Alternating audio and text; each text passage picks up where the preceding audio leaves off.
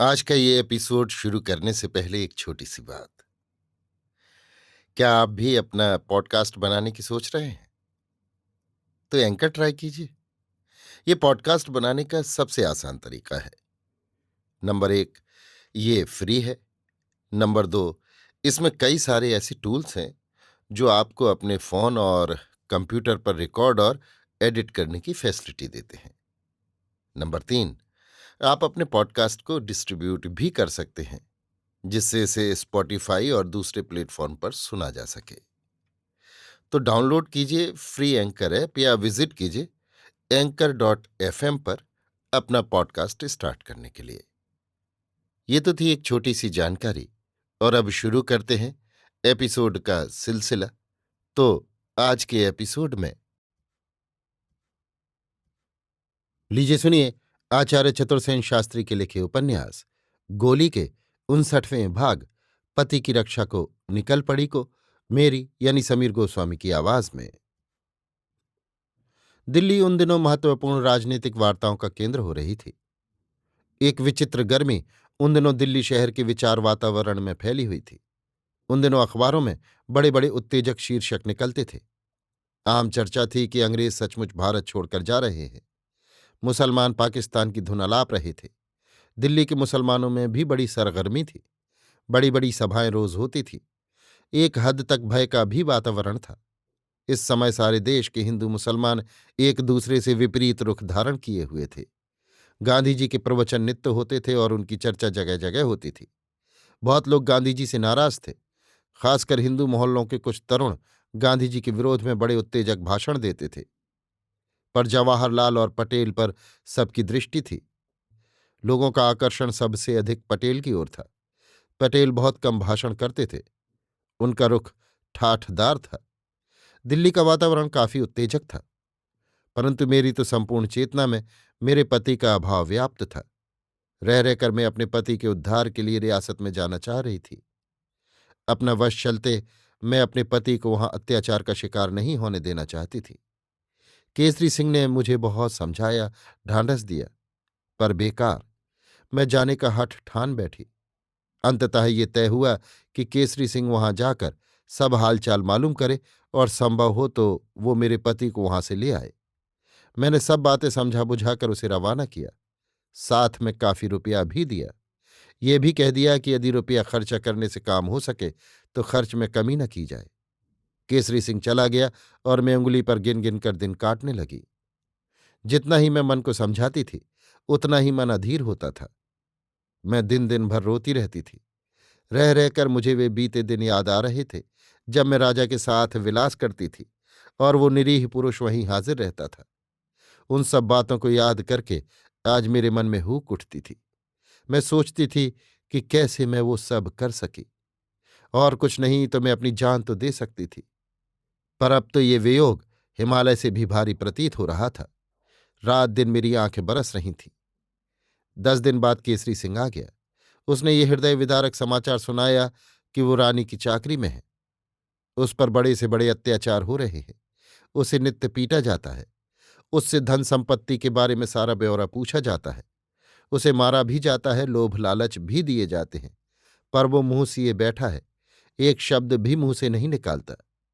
केसरी सिंह ने उसे निकाल लाने की बहुत चेष्टा की, किंतु व्यर्थ। उसी से ये भी मालूम हुआ कि नया राजा अब रियासत में नहीं है, वो आबू में है। अब मैं क्या करूं, किसकी सहायता लूं? मैंने अपने वकील से पूछा कि क्या किया जा सकता है, पर उसने कोरा जवाब दिया कि कानून आपकी मदद नहीं कर सकता।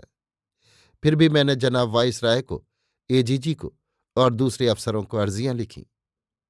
अनेक नेताओं से मिली, दर दर की धूल फांकी, सबकी हाहा खाई, पर बेकार। कोई भी उपाय मेरे पति को वहां से उबारने में कारगर नहीं प्रमाणित हुआ। अब तो एक ही उपाय था कि मैं अपनी जान पर खेल जाऊं, और वही मैंने तय किया। मैंने स्वयं रियासत में जाने और अपने पति का उद्धार करने का निश्चय किया।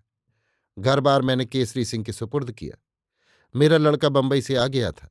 उसे मैंने समझा बुझाकर अपने वकील को सुपुर्द किया। बड़ी लड़की को मेडिकल कॉलेज में भर्ती कर दिया। छोटे बच्चों के लिए बंगाली महिला गार्जियन नियत कर दी। सारी व्यवस्था करके केवल थोड़े से रुपए साथ लेकर मैं एक दिन फिर रियासत की ओर चल दी। मेरा कलेजा फटा जा रहा था। मैं नहीं जानती थी कि मैं लौट कर आऊंगी या नहीं।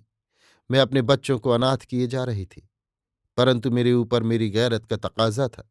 मैंने ठान ली कि खून करना पड़ेगा तो खून करूंगी, बिगाड़ होगी तो जान दूंगी, परंतु मैं अपने पति को दास्ता के बंधन से मुक्त करूंगी या मर मिटूंगी। मैंने रोते कलपते बच्चों की ओर से मुंह मोड़ वहां से प्रस्थान कर दिया। कई दिन से मैंने कपड़े नहीं बदले थे, बालों में कंघी नहीं की थी, पेट में अन्न का दाना नहीं डाला था। वास्तव में जब वासुदेव महाराज मरे थे, मैं अपना आपा खो बैठी थी। एक के बाद दूसरी विपत्ति मेरे ऊपर टूटी थी, और अब मैंने रात भर तीसरे दर्जे में सफर किया था। मेरा रूप तो समय ने पहले ही कम कर दिया था, और अब मैं बड़ी ही घिनौनी बन गई थी। मैं सीधी रंग महल में जा पहुंची। किसी परिचित से मेरी भेंट नहीं हुई। मैं अपने रंग महल की पौर पर जा खड़ी हुई। सबसे पहले मुझ पर उसी काने गंगाराम की नजर पड़ी। मुझे देखकर वो ऐसे चौंका जैसे अकस्मात सांप को देखकर लोग चौंक पड़ते हैं, पर तुरंत ही उसके चेहरे पर कुटिलतापूर्वक मुस्कुराहट फूट पड़ी। उसने एक दो बार सिर हिलाया और होठों में बड़बड़ाया। मैंने उससे बात न की। चुपचाप पौर में घुसकर मैं एक ओर बैठ गई। हाँ, वहीं जहां मेरी दासियां बैठती थी, और जहां बैठने से मैंने एक बार इनकार कर दिया था। परंतु आज तेज और दर्प कुछ भी मेरे पास न था। मैं भूखी थी, थकी थी, शोक और चिंताओं से अधमरी हो रही थी। आज तो मैं सड़क पर भी बैठ सकती थी। अब मान सम्मान मर्यादा की क्या बात रह गई थी भला। पर मुझे देर तक बैठना न पड़ा। दासी मुझे तुरंत ही रानी के कक्ष में ले गई। रानी शायद अभी सोकर ही उठी थी। संभव है रात को अधिक दारू पी हो। आंखें उसकी अब भी नशे में झूम रही थीं। वो बड़ी देर तक मेरी ओर बाघिन की भांति घूर घूर कर देखती रही। फिर उसने कहा, तेरी छोकरी कहाँ है, बोल। मैंने कहा, मैं अन्नदाता की खिदमत में आई हूं। आई है सो ठीक है, पर तेरी छोकरी कहाँ है, उसे हाजिर कर, वरना जीती खाल खींच लूंगी। मालजादी, तू समझती है कि छिपकर बैठी रहेगी, पर मैं तेरे कसम से ही सारा हिसाब बेबाक कर रही हूं। उसने पुकार कर कहा, कहाँ है रे कृष्णा गुलाम। लड़खड़ाते पैरों से मेरा पति आया। उसका सारा मुंह सूजा हुआ था, पैरों में पट्टियां बंधी थी, जगह जगह उसके चेहरे और गर्दन पर घाव थे। उसके बाल बिखरे थे, उसमें खून लगकर सूख गया था। मुझे देखते ही वो आहत पशु की भांति कराए उठा। उसने आह भरकर कहा, तुम यहां क्यों आई? अच्छा, तो तू गूंगा नहीं है, बदजात बोलना जानता है, पर बात उस मालजादी से ही करेगा। इधर आ। मेरा पति नई रानी के पास जा खड़ा हुआ। रानी ने निर्लज्जतापूर्वक घुटनों से ऊपर तक अपनी टांगें उघाड़ दी और कहा, पैर दबा। रानी की बेहयाई पर मेरी आंखें जल उठीं। मैंने उधर से आंखें फेर ली, पर मेरे पति ने रानी का हुक्म नहीं माना। रानी ने गरज कर कहा, हमारा हुक्म सुना नहीं रे बदजात। पर मेरे पति ने इस पर भी कोई जवाब नहीं दिया। उसने रानी की आज्ञा का पालन नहीं किया। रानी ने दांत किटकिटाकर कहा, लगा रे गंगाराम 10-5। और गंगाराम की बेंत मेरे पति की कनपटी पर सपाक से पड़ी।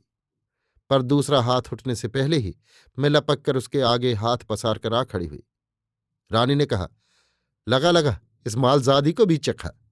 दूसरी बेंत ने मेरे सीने और गले का मांस उधेड़ लिया। पर इसी समय मेरा पति मुझे पीछे धकेल आगे आ गया, और अब हम पर बेभाव की मार पड़ने लगी। हम दोनों ही एक दूसरे को बचाने में लहूलुहान हो गए। मैं शीघ्र ही बेहोश हो गई। जब वो होश आया तब मैंने अपने पति को अपने पास बैठे और बूंद बूंद पानी मेरे मुंह में डालते देखा। मैंने दोनों हाथ उठाकर उसके गले में डाल दी और फूट फूट कर रोने लगी। ये हमारा प्रथम प्रेमालिंगन था। मेरे पति के सब दांत टूट गए थे, होंठ सूज रहे थे, उसमें घाव भी थे। मालूम होता था कि मुझे बुलवाने के लिए उसे बहुत मार मारी गई थी। उसे गर्म लोहे से दागा गया था। उसने बड़ी ही कठिनता से कहा, इस नरक में तुम नाहक आई। मैंने उसके गले में शिथिल बाहें डालते हुए कहा, तुम्हारे बिना मैं कैसे रह सकती थी। उसकी आंखों में भी एक आंसू आया, पर उसने पोंछ लिया। वो बहुत कुछ कहना चाहता था, पर कह न सकता था। उसे बोलने में बहुत कष्ट हो रहा था। उसकी ये दशा देखकर मैं भय से पीली पड़ गई। मैंने कहा, कहो, भाग निकलने की कोई राह है? नहीं है। हम जन्मजात गुलाम हैं, भागेंगे नहीं। हमारे बाप दादा भी इसी भांति मरे, और हमें भी यहां मरना होगा। आंसू फिर उसकी आंखों से झरने लगे, पर मैंने कहा, नहीं, मैं नहीं मरूंगी। मैं तुम्हें भी नहीं मरने दूंगी। उसने हताश वाणी में कहा, क्या करोगी तुम? ना आती सो ही अच्छा था। उसकी वाणी में वेदना भरी हुई थी। मैंने ध्यान से उसकी ओर देखा। ऐसी कौन सी यातना थी जो उसे नहीं दी गई हो? उसके नाखूनों में सुइयां घुसेड़ी गई थीं। लाठी के हुरों से दांत तोड़े गए थे। धरती पर डालकर लातों से उसे खूदा गया था। गर्म सलाखों से उसे दागा गया था। ये कम आश्चर्य की बात थी कि वो जीवित था। उसने कुछ कहा। मैंने अंदाज से ही समझ लिया। वो कह रहा था, तुम कैसे ये यातना बर्दाश्त करोगी? मैंने कहा, कोई चिंता नहीं। अब तो तुम्हारे दुख में हाथ बटाने में आ गई हूं। अब तो जो कुछ होना है एक साथ ही होगा। आंख के आंसू पहुंच वो उठ खड़ा हुआ। उठने बैठने और चलने में भी उसे कष्ट हो रहा था। उसने उठकर ताक से एक प्याला अपनी सूजी हुई उंगलियों में उठाया। उसमें छाछ बाजरे की बासी राबड़ी थी। वही हम गरीब गुलामों का प्रसिद्ध भोजन है। उसे मेरे हाथों में देकर कहा, थोड़ी खा लो, भूखी हो। भूखी तो मैं थी ही। मैंने दो चार कौर गले में उतारे, फिर बहुत सा पानी पी गई। पर वो बासी पत्थ मुझे अभागिन के पेट में पचा नहीं। जोर की उल्टी हुई और मुझे जूड़ी चढ़ाई। मैं ऐसी हिलने लगी कि जैसे आंधी में वृक्ष हिलते हैं। दांत मेरे किटकिटा रहे थे। गूदड़ी जैसी एक पथरी जो वहां थी उसने मेरे ऊपर डाल दी। थोड़ी देर बाद मैं फिर बेहोश हो गई। अभी आप सुन रहे थे आचार्य चतुर्सेन शास्त्री के लिखे उपन्यास गोली के 59वें भाग पति की रक्षा को निकल पड़ी को मेरी यानी समीर गोस्वामी की आवाज में।